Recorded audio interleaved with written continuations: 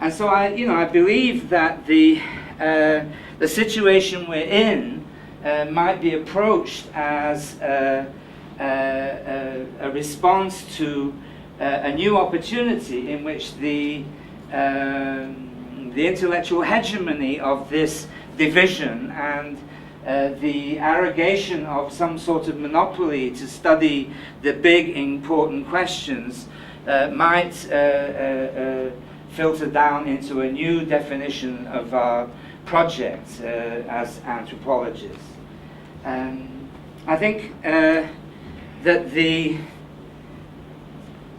what that means, I think, is that we have to reconsider the philosophical, historical, and ethnographic components of our project.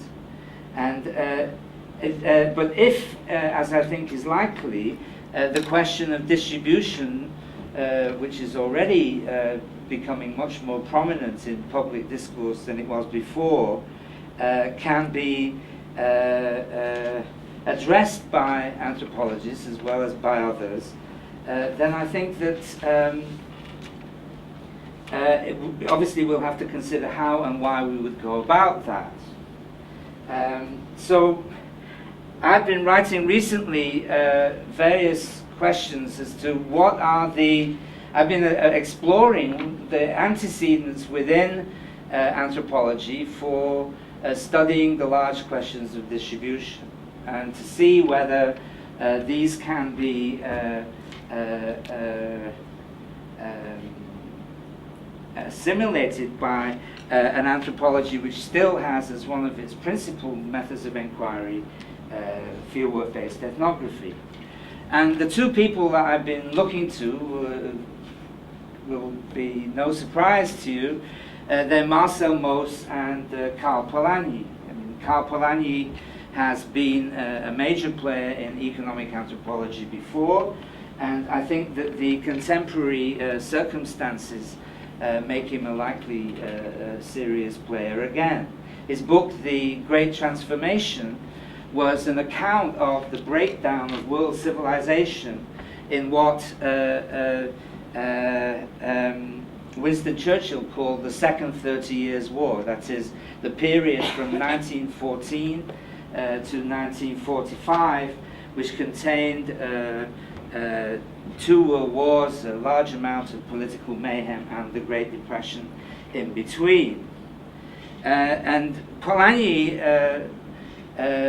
we have always drawn inspiration from Polanyi in various ways, but the thing which strikes me now to a degree that it never did before was that his account of the breakdown of Victorian civilization based on the self-regulating market, the gold standard, and so on, hinged very significantly on the 3 decades that preceded the First World War, which were a period of financial imperialism, very similar in many ways to the period that we have been through, that we identify as neoliberalism. And indeed, there is, I mean, his book contains some quite remarkable analysis of the role played by money in the development of world economy in this period, and its relationship to the breakdown of world economy. The point about Polanyi's general approach was that the market had been allowed to be too free, had been left too free of social constraint, and had led ultimately to the breakdown of society. It's a simple argument. A similar argument can be made about the period that we're going through now. Now, one of the questions that arises constantly in this crisis is what previous periods in Western economic or global economic and social history are most relevant to the present period. I mean, at the beginning of the crisis, when it was still thought of as principally a question of dodgy subprime mortgages, people were asking questions like, is it as serious as the collapse in 1987? Or, I mean, where does it stand in the various slumps in the post-war period? I mean, you would have to be in some other planet not to have noticed recently that everybody is now talking about the relationship between what we're going through and the Great Depression, and what launched that Great Depression, and in particular what Roosevelt did to try to correct it, and what was the relationship between Roosevelt's measures and the measures that Obama might be inclined to bring about, to implement now.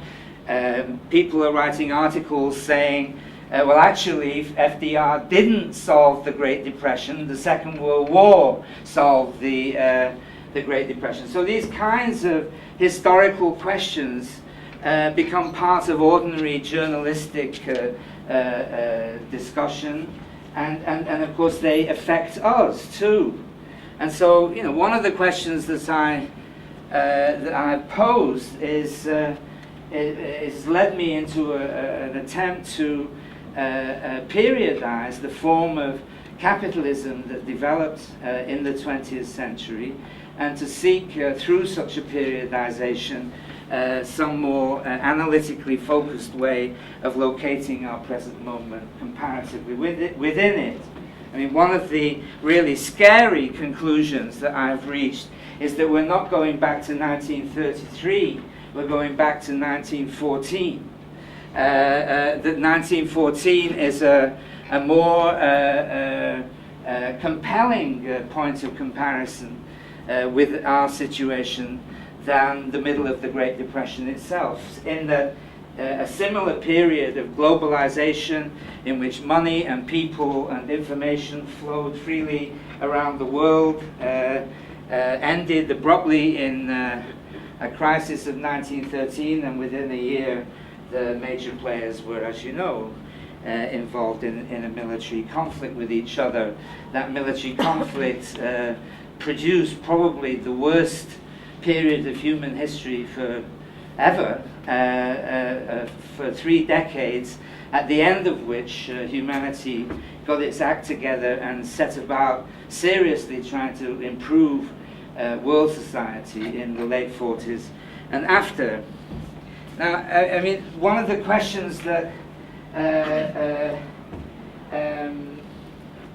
that animates me in all of this is how much does an anthropologist need of this sort of historical speculation, periodization? I mean, is it necessary for anthropologists to place themselves in this kind of history? If it is, then we have to engage quite seriously, not just with Polanyi's Great Transformation, but also Marx and some of the other great Marxist political economists.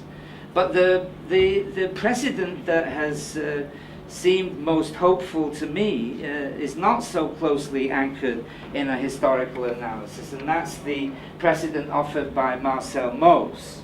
Marcel Mauss's The Gift, as you know, is widely cited as the most influential work in the history of economic anthropology, even though many people don't understand its message particularly well. But it set me thinking, you know, what is it? I mean, anthropologists, if the problem is a problem of distribution, that is, who gets what, the institutional means that lead to inequalities between people and their possible reversal, then anthropologists have in fact developed some quite strong but quite localized analyses of the politics of distribution. Certainly the whole of the discussion of the cooler by Malinowski and the commentary on it by Mauss and others involves a discussion of the process whereby the circulation of goods and valuables in exchange it becomes an arena in which the politics of distribution takes off.